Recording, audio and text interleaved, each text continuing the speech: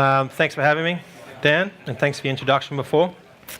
I jump around this presentation a little bit. I've included some slides from a presentation about 5 years ago, and I've included some slides from a presentation of a business pitch I'm actually doing tomorrow. So it's a little bit eclectic. But I want to cover it from a few different angles, just so I can sort of cover digital and a few things that I think are important. So let's just jump straight into the stack. So the next 6 slides they're a few years old now, but they still paint a very good picture of what the customer journey is these days. And when I'm talking to digital business and engaging with digital business, I'm always talking about the customer journey and trying to help buyers buy your products or services, because they're out there trying to buy. So you've got to do whatever you can to try and get them to buy from you. So let's go back a decade. Let's look at the purchase funnel that's been taught in universities and schools for well over 100 years. So, what is the customer journey today? Well, there is no path to purchase now. As marketers, and if you're a startup, you're a marketer because you're wearing so many hats. It's all about coordination. During the Super Bowl a few years back, if you had a Samsung TV, you could buy underwear that David Beckham was spruiking through advertising. So I guess you call that T-commerce. So now you've got T-commerce, you've got e-commerce, you've got M-commerce, you've got S-commerce. Just remember the consumer doesn't care. For them, it's just commerce. They don't see all the different channels that are out there. They just see a brand. I mean, these days, if you had a good API, then almost any technology can become transactional. So there is no path to purchase now, but there is I think a big need for effective coordination. We now live in the age of the customer. And while we live in this world, remember that all customers are not created equal. Much of today's change has been driven by the agile consumer. Your customer, B2B or B2C, they're time poor, they're attention poor, and they're savvier than ever. And they're now controlling the advertising messages that they receive. Today's customers have shown us repeatedly that if you deliver the content and the shape and the form they desire it, they will repay you with loyalty and advocacy. Content that allows them to discover, investigate, learn, interact and engage. So these customers here in the middle, they're just reaching out and connecting with your brand when they want on their own terms. If you don't have a touch point when they're trying to reach out, then I guess you're simply losing market share. Our customers want alternatives, peer reviews, user-generated content and recommendations. So you have no choice but to give it to them. So this is, I guess, the modern day purchase web, or something that I've sort of just configured just for, I guess, presentation purposes. You can sort of all create your own interpretations. But the traditional funnel I showed earlier, it fails to capture all the touch points, and all the different channels that are out there. And I guess coupled with the emergence of this increasingly discerning, well-informed consumer that you've got these days. And it also focused on the lead up to purchase. Today there is a much bigger focus on post-purchase and trying to prepare your buyers for a repeat transaction. So the goal is to support your customers through the selection process so they feel informed and empowered before they make a decision. I've only got one slide on digital transformation, but it's a bit of a buzzword that gets used a lot out there these days. And a lot of the decisions, if you Google, are quite lengthy. For me, as someone that pitches themselves as a bit of a digital transformation specialist, I simply started looking at trying to close the gap of what the customers expect from you as a brand and what the analog business actually delivers. So whether you're small or you're large, what is that gap? And that's where you're going to find areas to be able to assist that business. If you're in any digital capacity, if you're in any sort of web project management capacity or any kind of tech capacity, then you're also in change management. So just assume that title and try and prepare yourselves to be very good at change management, because I've always found that the technology part of projects is generally one of the easiest parts, and also, it's generally the people and the content for me that are very time-consuming and can bring a project unstuck. In regards to web projects themselves, if you're a startup, you're going to be involved in a web project firsthand, or whether you're in business, in an organisation, you're a stakeholder. There's just a few key ingredients that I've sort of jotted down here that I think are associated to web projects, and then I've got some key points that are more associated to, I guess, digital strategy and digital marketing. In regards to web projects, I'm not going to spend time going through all of this kind of stuff. I mean, you can source some awesome guides and even do project management courses to cover all of this. It's all textbook stuff. But I'll just focus on some of the key ingredients that are important to me in a web project. One of the big things I'll say is over-index this as much as possible. This whole design piece, you need to put so much effort into the design these days before you even start to put a line of code down. So if you're in a business, make sure your designers are using something like Envision app, so they can actually present to you these designs in static versions, or maybe even clickable wireframes if that's where you need to go. So put all that preparation, and I even encourage you to even create your own wireframes for a website that you might be building or be a part of. There's another really good tool called Balsamic, which is actually a good tool just to build out almost like pencil-based wireframes. And if you do that, it just really helps with your instruction. And obviously you want to hand that to a designer, and you want the designer to, blow your, crappy designs out of the water. But it's a really good way to start and make sure that you've got your head in that space to try and get something happening. Obviously, these are the most three important parts of a web project. Scope, what work or project outcome you want delivered, budget, how much is it going to cost, and obviously the time, when is this project going to be delivered. And these aspects, this is also textbook stuff, but these aspects are all obviously rely on each other. You change one and that will instantly change the other. By conducting my own sort of little brainstorm of one, I sort of came up with the key areas that I think affect the quality of these three areas, and they're listed here through the middle. Just for the sake of time, I'll just try and just touch on a point of each one of these as we go through. The research part almost falls into the design area. You need to do as much as you can in this space. It just sets you up for better success and making sure that you achieve your deadlines and stuff like that. So, conduct your user needs analysis, your quantitative research, your qualitative research, creating user stories, personas I'll talk about in a second, which I'm a big believer in, starting to work out your content structure in the early stages. Put a lot of effort into that as much as possible at the beginning, so you don't have to think about it after. As I mentioned before, design, this is everything these days. User experience, structure, website architecture, information architecture, it's also paramount to get all this right. People don't spend very long on your website or on your application before they give you the flick, so you've got to make sure you put a lot of effort into that. Sitemaps, which is part of the research and the design. Obviously, you're probably going to get your UX consultant or your agency or whoever you're getting to build the website to create a sitemap. But if you're client side or if you're creating your own startup website, I encourage you to go out and create your own sitemap. It's a really good process to help you understand the types of landing pages you want, the site functions, and all the process you want to go through to actually see how you want to present your business online. A really good tool out there called SlickPlan, which just helps you build out a sitemap. Obviously, your web developers will build your XML sitemap, which is completely different, but just your general sort of sitemap to see what you want. It really, really helps, particularly with the content side of things. The CMS you choose for your product, the only point I'll just say here is just make sure you list all the features and things that you want out of a CMS before you choose it. You can pay $0 for a CMS, or you can pay 6 figures for a CMS. So just list those features and then try and match it up that way. Same as the functions, list all the functions that you want in your application or your website, all the inputs and outputs of every function. That might cover things like search, subscribe, web forms, special e-commerce functions, delivery calculators on the site, maybe layered navigation if you've got lots of options, or configurable products, customer account sections, how you want that to behave and the functionality in that. You don't have to go live with all those functions, but if you've got them all planned out, it really helps with the different stages of that web project as you're rolling it out. Content publishing and migration. What content are you keeping? What needs to be migrated from existing platforms to the next? What content needs to be curated and created? And who is responsible for these tasks?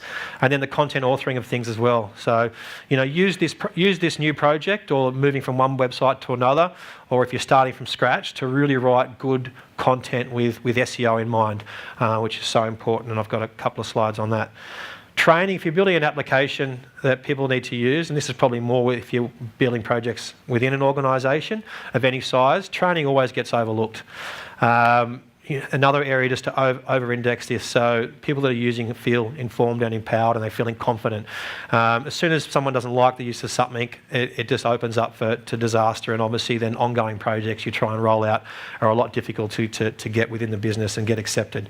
Maintenance and support for your application or your website. Monitoring your server performance, regularly checking your errors, keeping software up to date, mitigating, security issues, anything that might affect performance. Too many people think of this after the site's gone live instead of actually having a budget to make sure that they're on top of this. That budget along with, your content creation and also maybe your additions and the new features and functions that you might be rolling out. So think about this from inception and not as an afterthought.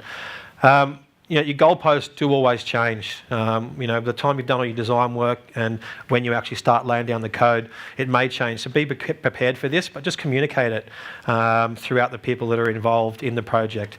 Obviously easy to communicate if you're a small team with a startup business of a couple, but the larger you get, the more communication you need to do. And again, content.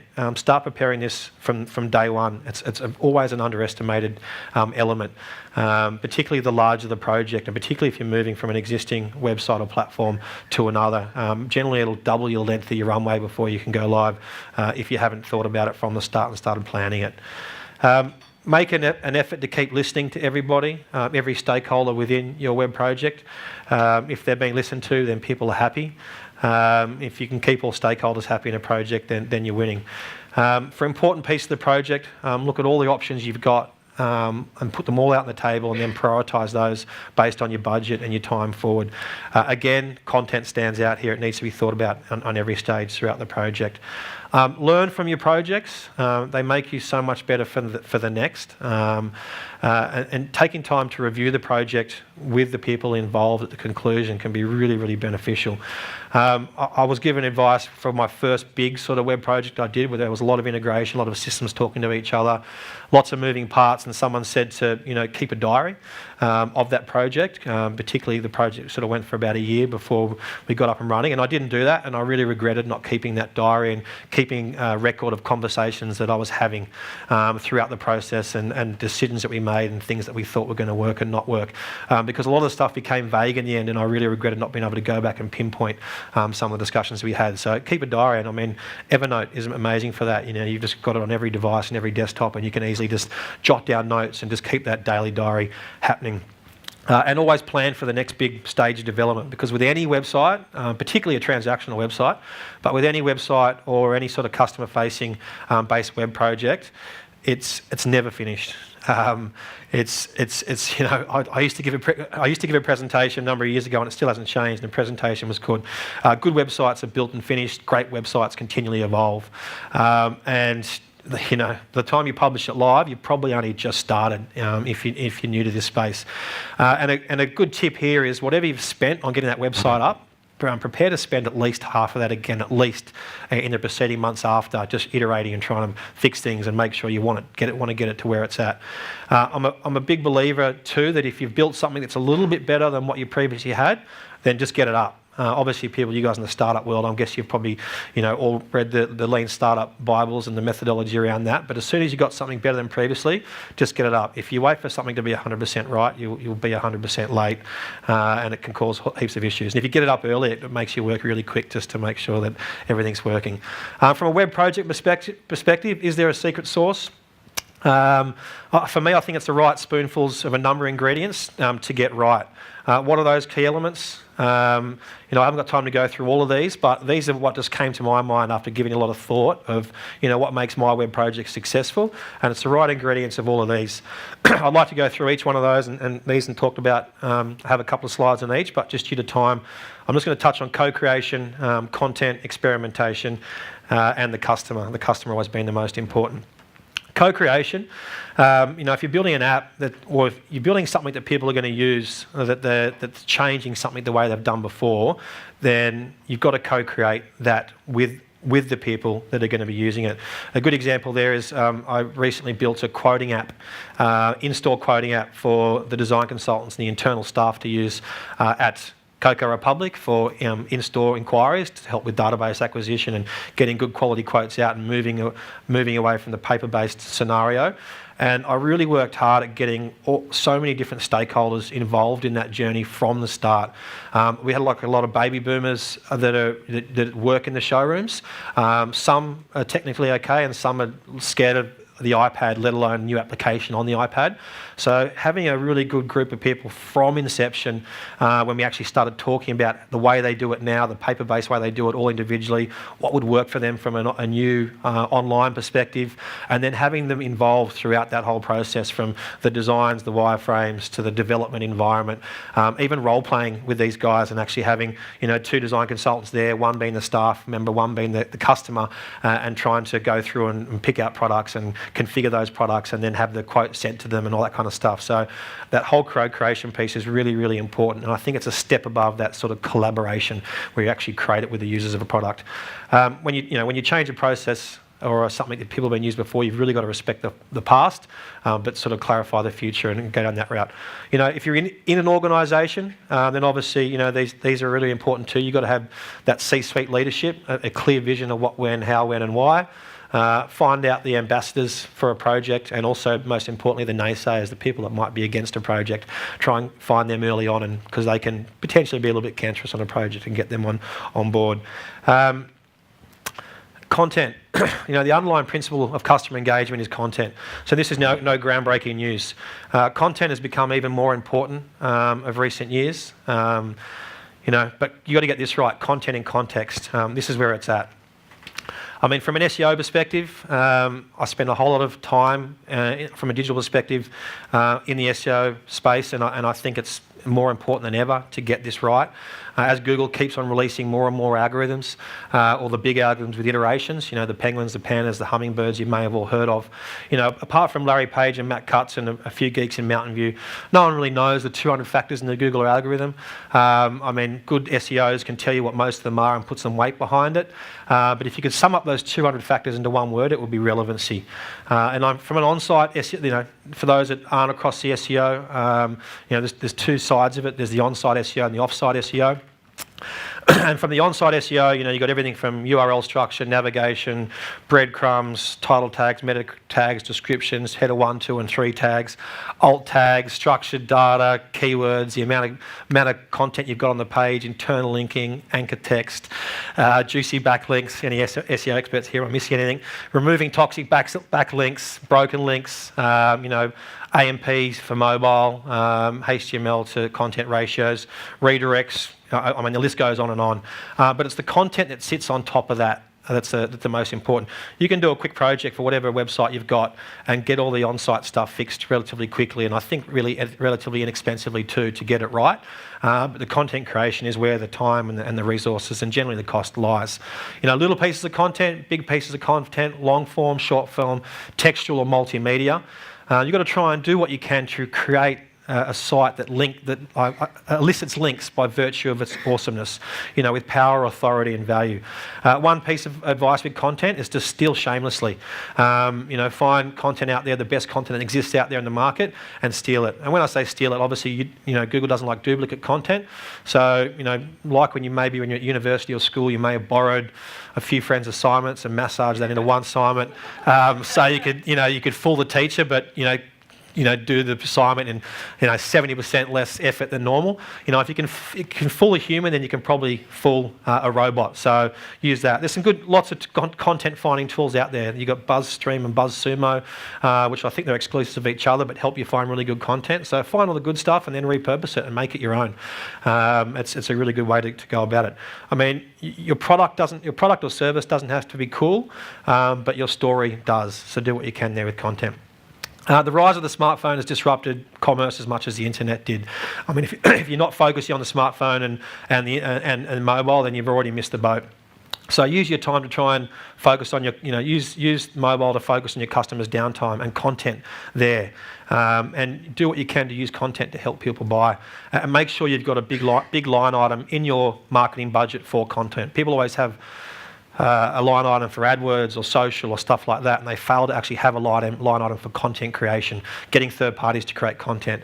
Obviously, video content can be expensive, but you can do copy-based content relatively well these days. Get a culture of testing going. I mean, growth hacking kind of stuff is all about experimentation, so I don't have to drive this home too much.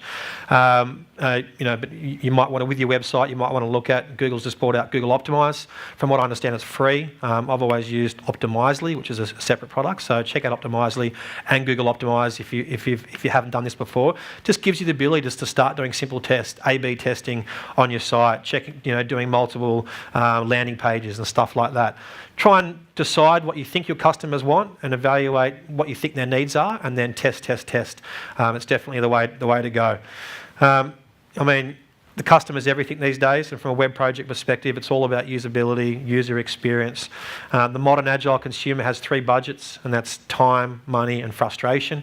I'm pitching tomorrow for some work in the automotive space, and I was reading a case study in the automotive space of a car manufacturer, and they did a study, and with every click, the audience pretty much exactly halved. So they were trying to get people to take an action on their site. You've got 50,000 people coming to your site. With every click, 50,000 went to 25,000, another click to 12,500. So you've got to start testing things to try and get those call to actions happening potentially above the fold, or reduce the amount of clicks, and just finding what's getting you more conversion and what's not. And that's all sort of based on the way the customer might interact. A few slides on the digital strategy, digital marketing stuff. As before, test your channels and tactics. Create a habit of testing. Experimentation is all you need to do, but just start small. You don't have to go really big. Actually start writing hypothesis, and then try and anticipate what change you're going to get, and see if you're right. Get in the habit of actually just doing a one-pager. I've got some good examples of that, but obviously for time I probably can't go into it. But if you want to reach out in regards to some of the stuff I've done in that space, then feel free. What happened with that?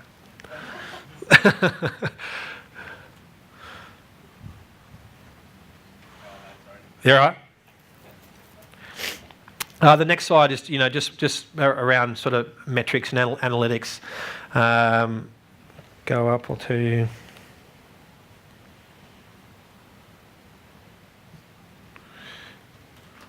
Yeah, cool. Whoa.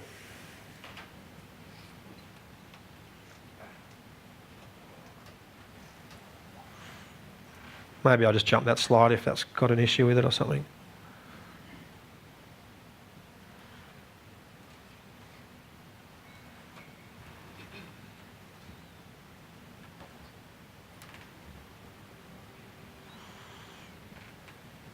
That all right? Let me just go back and forth. Okay, that'll do.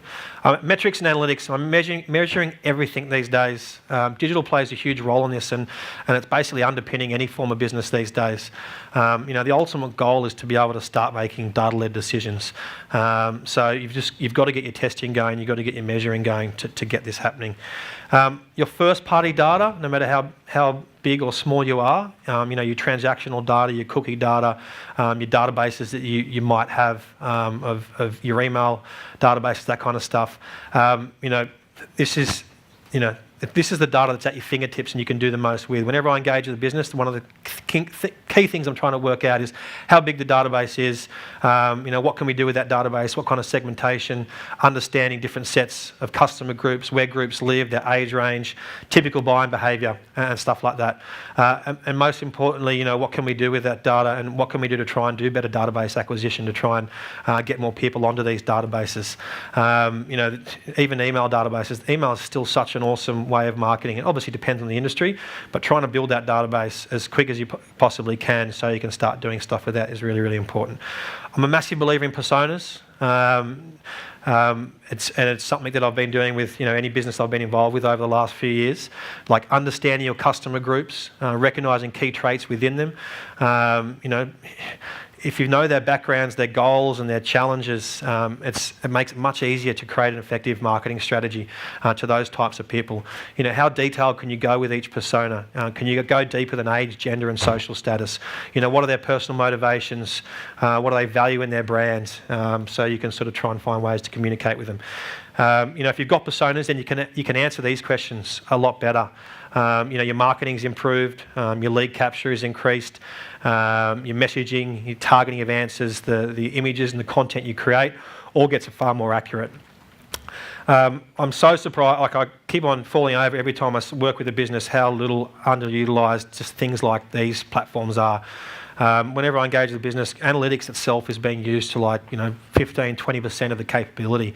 Make sure that your site, if you want performance out of your site, any kind of performance, or you're trying to get call to actions or it's part of the business, then do an analytics course. Get the people that are running the site to do an analytics course. There's lots of good value for money ones out there. Make sure you're using goals and annotations and capturing reporting on internal search, advanced segments, filters, custom dashboards, all this stuff that's for free. Google Data Studio is pretty new, but linking your AdWords and your analytics data together to collaborate on reports. Google Search Console, one of those other parts that I just can't believe that people have websites and don't have Google Search Console running, or even have other people that just have read-only access so they can contribute and have a look at what's going on.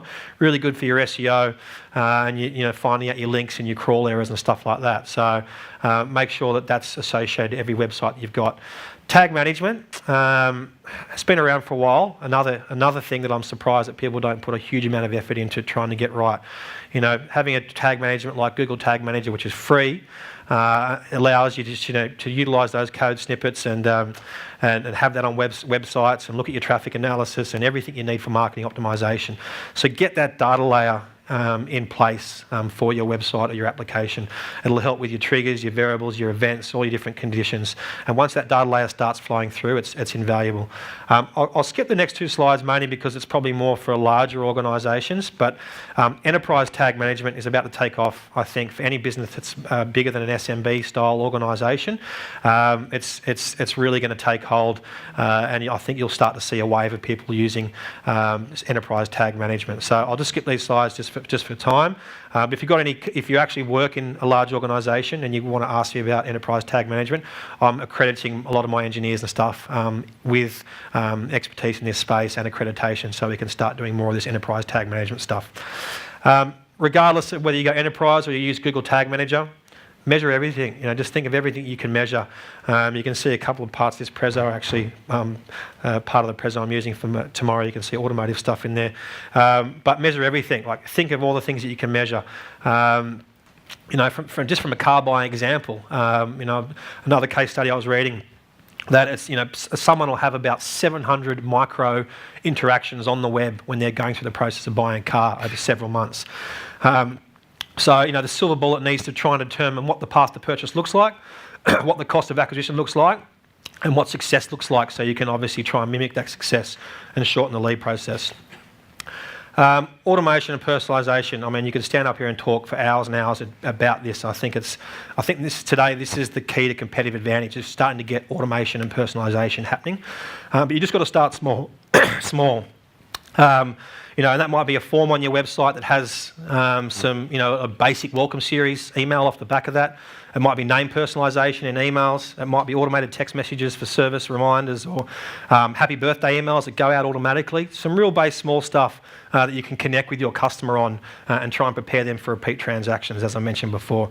Reaching out to customers and encouraging them via automation. So if they've given you a good NPS score or just a good thumbs up through some kind of user reviews and ratings, get them then by automation to ask them to post that product or service on your social media and start to build that momentum.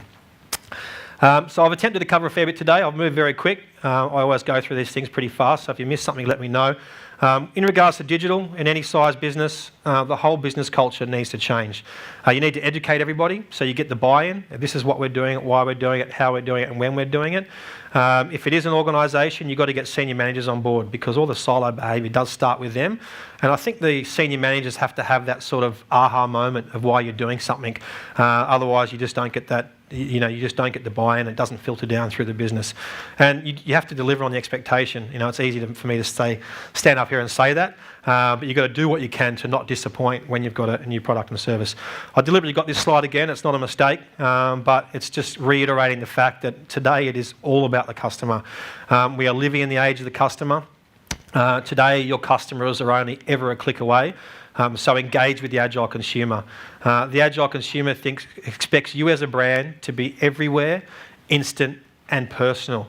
So with everything you do, every single thing you do, just ask the question, how does this make our customers' lives easier? When I was working as a CDO with a large wholesaling business, we actually had that up on butcher's paper behind us. How does this make our customers' lives easier? So we thought about that with every project we were doing, and it helped us prioritise things. And the last point, I think you can only help your buyers buy your products and services if you become a really, really good listening brand. So that's it. Thanks. I obviously moved pretty quickly, so hopefully you could keep up. We're finishing off a couple of big projects at the moment, so we actually have some capacity. So to give myself a push, if you've got any size web project or any sort of digital strategy stuff you want to chat about, a couple of big projects finishing up, so I've got a bit of capacity coming up early next year and probably towards the end of this year. So thanks for your time, and let me know if there's any questions. Yeah, cool. It's working as well.